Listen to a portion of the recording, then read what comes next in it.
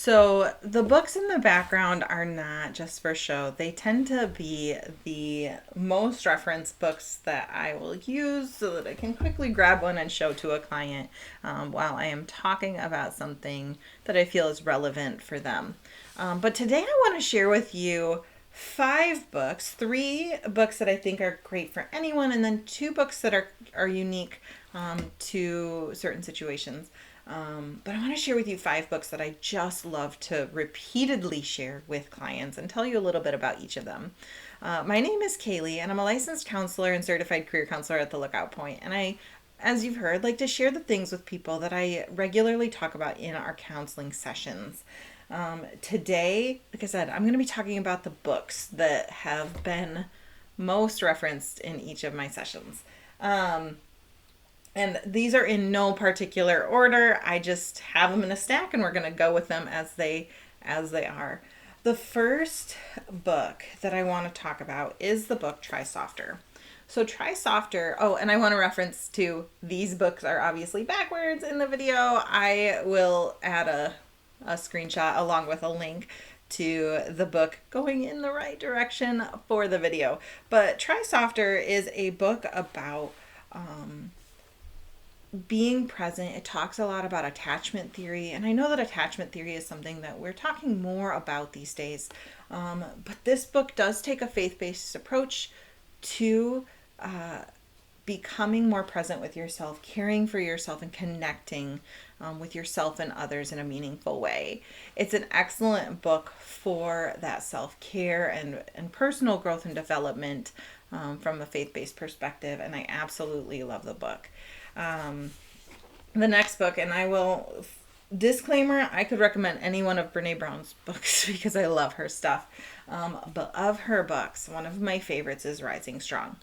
Now, Rising Strong is very much about living out vulnerability. It's the so what or what now response to Daring Greatly, which was the first book of hers that I read. It has divided kind of the work that you do into three parts: the reckoning, the rumble, and the revolution. And yes, I had to look to remember those three in the right order. But of the books, she just writes in such a really personal way, and I love that about how she writes. And so I encourage you, if you've never picked up any one of her books, I will say check out Daring Greatly first. If you've never read any of her books, check out Daring Greatly and then move on to Rising Strong, because I believe that they are best read in that order. But if you've read her books before and understand a little bit behind what she has done and the research she's done, then go ahead and pick up Rising Strong if you haven't, because it is phenomenal. Third is the book The Mindful Path to Self-Compassion by Christopher K. Germer. This book is definitely one of my most worn books. It has been pulled out and referenced many times. What I like about this book, as I'm flipping through, is that it has, you can see I've even like marked certain pages. It has these nice little boxes that talk about studies to explain why something works the way that it does. If you know anything about me, you know that I want to teach the why behind something along with the what. I believe that when we understand why something works, we are able to translate and apply that in new ways. And so the Mindful Path to Self-Compassion is full of information about becoming more mindful and compassionate. It also includes studies to show how that plays out in our daily lives, and it includes actual exercises that build on one another. So it will have, try this exercise now. And so it is a book I recommend you take slowly because it is a lot. I think it's, it's almost 300 pages. But it has so much good content to it. And so if you are looking for a book that helps you move into mindfulness, self-acceptance, self-compassion, this book by Germer is one of the best, in my opinion. The last two books, like I said, they're kind of bonus books. They are books that I will reference in unique scenarios.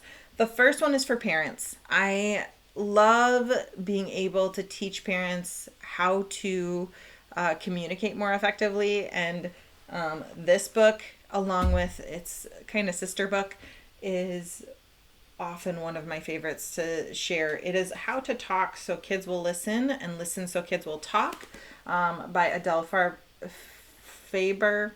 I'm probably saying her name wrong. And Elaine Maslish. They also have a second book called How to Talk So Teens Will Listen and Listen So Teens Will Talk. And they basically have translated those skills and concepts into the different age groups based on what their brains can respond to and everything. What I love about these books, and they talk about, hey, you need to read it in this way. But what they do is they have exercises for you to ask questions, and then they have these fun little comic strips.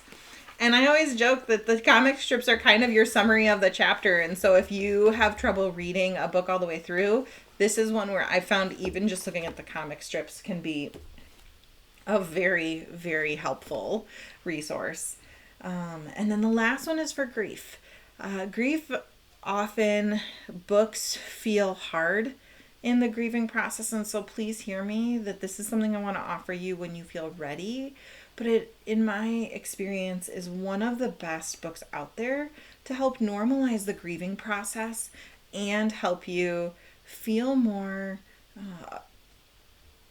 just seen in everything that you're going through. This book is called I Wasn't Ready to Say Goodbye by Brooke Noel and Pamela D. Blair. These women, as they wrote the book, shared their stories of grief in the midst of it. And so they really don't want to just give you the technical explanations, the medical reasoning, or anything like that. They are talking about real life stories, personal accounts about what it's been like for them to go through the grieving process. And because they've each gone through it in their own ways, they are able to put words to some things that have just been really hard. This has a workbook with it. You don't have to buy the workbook. I'm just letting you know that it exists. And they also have exercises throughout this book to help you practice ways to grieve. I will tell you, this is one of those books where they're going to say, if you're having trouble, go ahead and get set up with a counselor. I agree with that. But this book can be incredible for giving you some insight. They have chapters for unique losses, and recommendations for how to respond to each of those differently. So I could talk for so long about each of the books on my shelves. I have not read every single one, so I'm still working on that. Some of them are up there because somebody else has recommended them to me. But I want you to know, like, there are a lot of really good books out there. These 5 are 5 that I, again, have found so helpful. So if you have questions about any of the books that I have recommended, or even if you see one on my shelf and you're like, hey, but what about that one, Kaylee? I am happy to answer those questions. I look forward to talking to you, and until next time, take care.